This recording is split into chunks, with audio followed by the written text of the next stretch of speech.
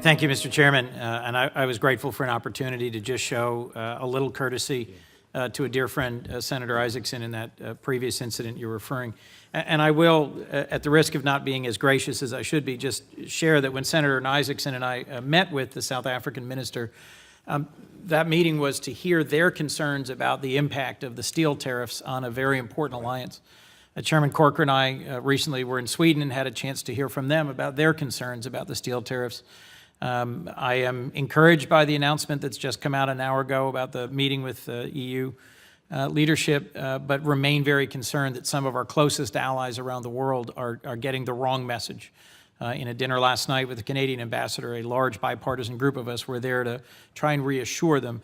I do think that we should be corralling our allies and partners in confronting China's aggressive, prolonged, and inappropriate trade actions and avoiding some of the needless harm we've caused to close alliances. The point of the South African meeting was that they are preparing countervailing tariffs that might well shut down our access to their market. But I'm not really here to talk about chickens, as much as I do love talking about chickens with my friend Senator Isaacson. Mr. Secretary, I just wanted to say first, thank you for this very long hearing.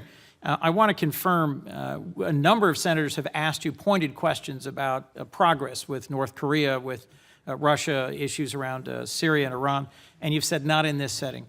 Will you return soon to brief us in a classified setting, because there's a number of important and pressing things we really haven't been able to address today. Will you come back and give us that classified brief? Of course. Thank you. Of course. And a number of senators on both sides have recognized that you've got an important role in a very difficult time. I want to up front just say I was pleased to hear about the Crimea Declaration. I think it's important for the administration to be forceful and clear about our position with regards to Russia's illegal annexation of Crimea. I remember my whole childhood, there was a little box in every American map that said we refuse to recognize the illegal annexation of the Baltic states by the Soviet Union in 1940.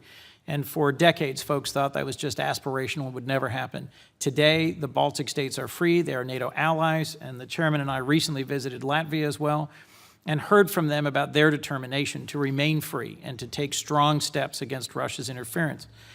Finland and Latvia, the Baltic states, other allies of ours in that region are prepared to invest more in their own defense and to strengthen their defenses against Russian interference in their upcoming elections. There's elections in Latvia and Moldova and Sweden that are happening soon. What best practices are you seeing among our European allies? What tools do you think the State Department can and should be using? And how should we be doing, as you put it, everything we can to push back on likely election interference by Russia to our vital allies, as well as to our upcoming midterm elections? Yeah, it's a good question. We, the United States government, my previous organization, Intelligence World, did a great deal of work with our European partners. We did it with the German election, the French election, try to help identify threats and vectors, good, solid intelligence sharing. I think that's an underpinning so that these governments can understand the threats. Sometimes America is better positioned to see them and observe them than some of these other countries that are smaller with fewer resources.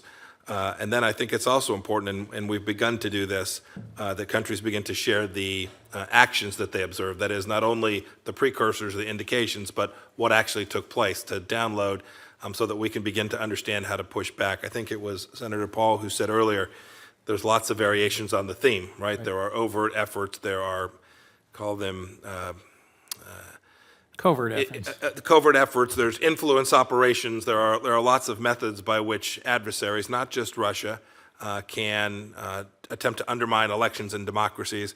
We have an obligation to the Europeans, and it benefits America as well, if we try and help them ensure that their democracies are protected as well. And I do think we would benefit from hearing more and more regularly and more clearly what we are doing with our close allies to convey that we get what is happening to them and that we are concerned about what's happening to us.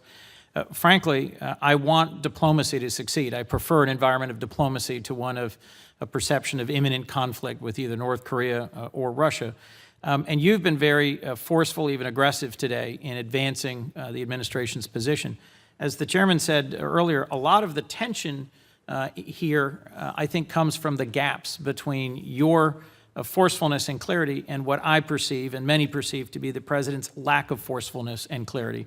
In your written statement, you say that President Trump has stated, quote, "I accept our intelligence community's conclusion that Russia's meddling in the 2016 election took place."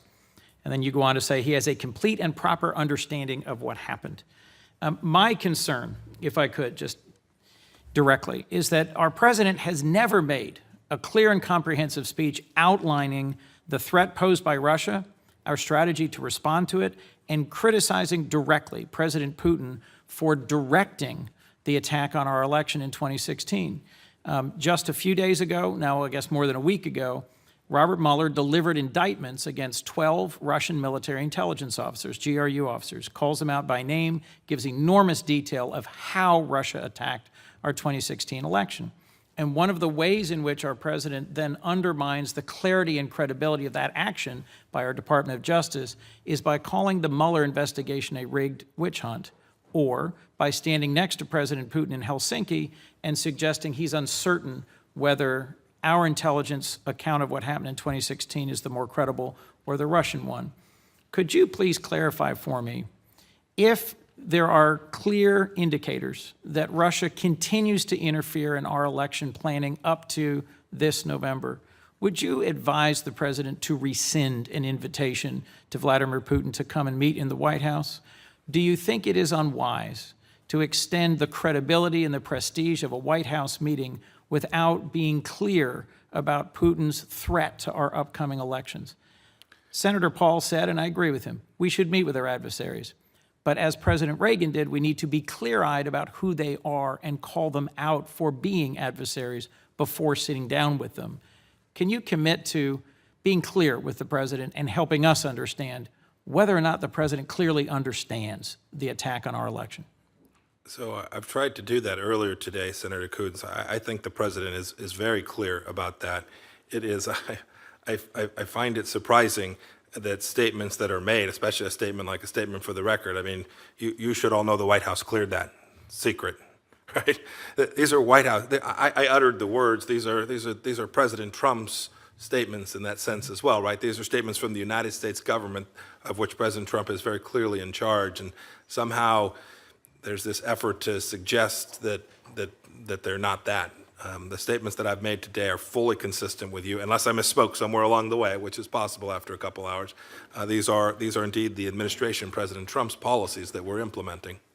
My core point, Mr. Secretary, was that while your statements have been clear, our president's statements have confused our allies, encouraged our adversaries, and have failed to be comparably clear. And I'm concerned that an invitation to President Putin to the White House without clarity about his threats to our election, his threats to our allies, puts at risk clarity. I welcome the Crimea Declaration today. I think that is an important step forward, but I urge you, if President Putin attacks our next election, advise President Trump to withdraw any invitation to President Putin. Thank you, Mr. President.